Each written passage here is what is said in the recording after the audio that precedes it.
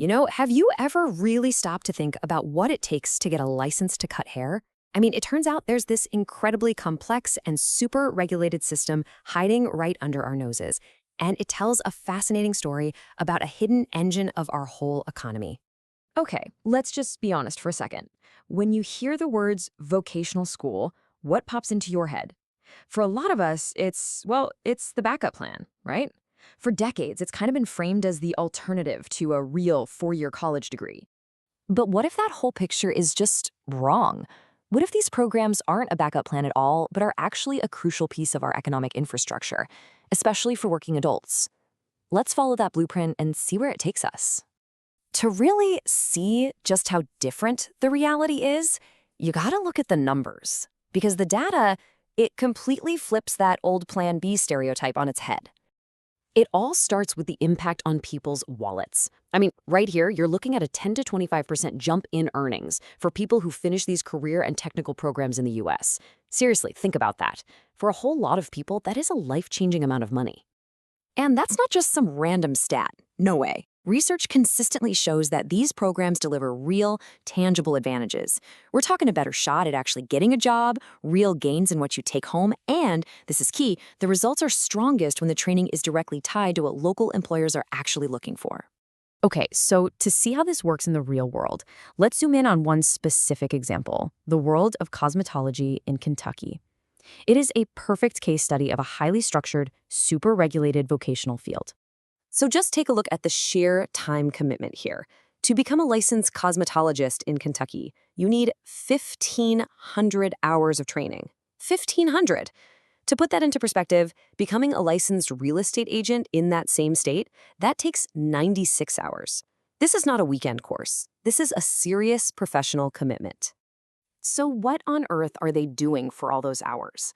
Well, it is not just about learning to do curls. The curriculum is deeply scientific. We're talking biology of the hair and skin, the chemistry of sterilization, anatomy, physiology, and even the specific state laws they have to follow. So why? Why is the training so incredibly intense? Well, the answer is written right into the law. The entire system is built around one clear purpose: to protect the health and safety of the public. That's the bedrock of all of this. And this leads us to a really powerful idea that helps explain how these schools actually work so well.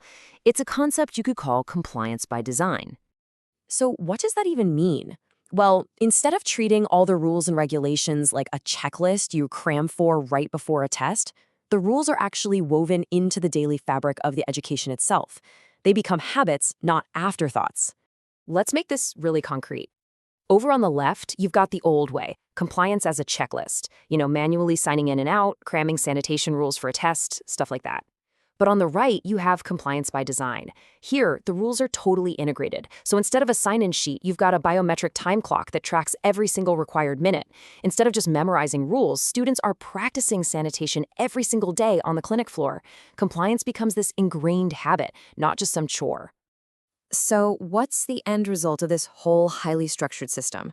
Well, it's not just about getting a license. It's about building a real livelihood. And here it is, the economic payoff, in one absolutely stunning chart. Just look at the self-employment rate for barbers, which is a really similar field. It's around 75%. 75.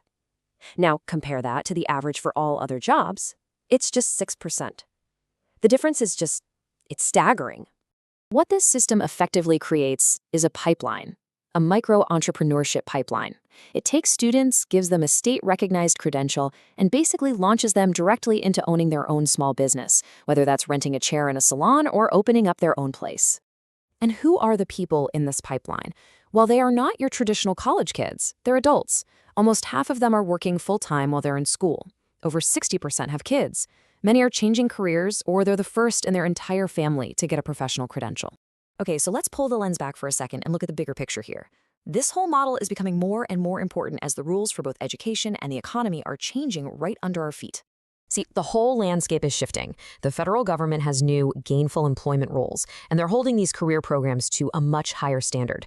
Put simply, the schools now have to prove that their grads are actually earning enough money to pay back their student loans and that they're making more than someone who just has a high school diploma. It's all about making sure there's a real return on investment for the students. And all of this leaves us with a final, really important question. We've seen how something as simple as a haircut is built on a foundation of science and law and public safety. We've seen how it can create a real pathway to entrepreneurship for working adults. So as our economy keeps changing, maybe it's time we ask ourselves, is our definition of what we consider essential education changing right along with it?